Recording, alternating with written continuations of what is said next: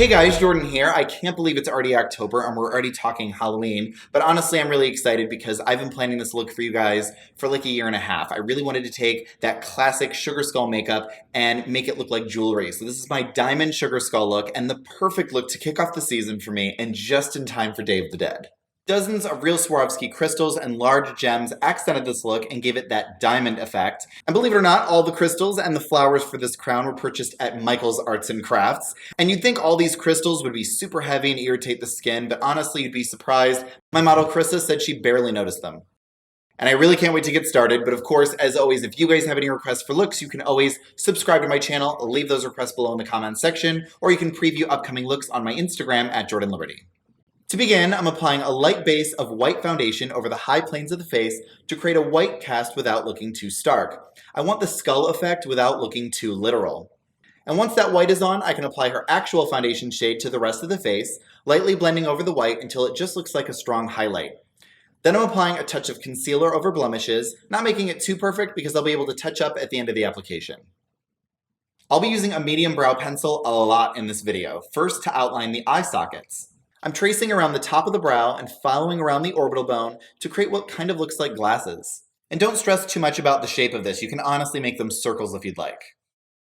Then I'm using black gel eyeliner to paint the inside of those outlines, avoiding the lid and lower lash line. The edges should be clean, but they don't have to be perfect. We're going to be covering them in a minute with rhinestones. This step is kind of hard to describe, so just make sure to watch. I'm outlining the nose, and the shape that I'm creating mimics the holes skulls have in place of a nose.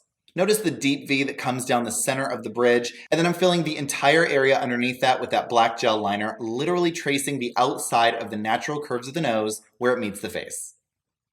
And at this point, your makeup should look pretty crazy. For the lids and lower lash line, I'm feathering in my favorite MAC paint pot, Groundwork, to create a gradient from black liner to this deep caramel. And then on top, I'm applying this bold purple Sephora shadow stick, again, all the way around the eye. And then to amp it up, I'm applying bright purple powder shadow right over that shadow stick, blending out into the black until there's no harsh lines. And then using that same black gel liner, I'm lining above and below the eyes on the inner and outer rim to create a rich black line. The darker, the better. Okay, so here's where the fun begins. Using latex-free lash adhesive, I'm painting the back of a large teardrop-shaped gem, applying just below the center of the forehead. Lash adhesive is safe for the skin and comes off with any makeup remover. Next, you can either apply a line of adhesive to the eye socket lines, or you can apply dots, whichever feels more comfortable, using tweezers to apply medium-sized dark gray rhinestones all the way around, and leave enough room between them for about one crystal to fit. I personally stopped before the temples on each side because I didn't want to apply as many crystals towards the outside of the eye, but you can literally create any pattern you'd like. For me, I wanted to create the effect of a lace edge, so I'm applying white Swarovski crystals just inside the eye socket lines. So the rhinestones literally zigzag. The dark gray are on the line and the white are inside.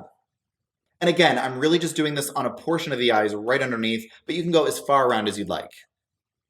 Next, I'm applying small teardrop gems to either temple, following with a round gem below and a rectangle on top. Applying crystals out towards the temples gives the effect that she's wearing a mask. I'm being creative below the eyes as well, applying teardrop gems and rectangle gems. You know, have fun with it. I even moved a lot of these around before deciding on their location. I was really just going with the flow. I went back in and applied these small teardrop gems between the brows and that large first gemstone on her forehead, which came out really gorgeous. But you'll notice wherever I applied larger elements, I went back in and applied small crystals in the gaps. I wanted every element to look soft and intentional, no hard edges or gaps. The whole thing should look like one solid piece.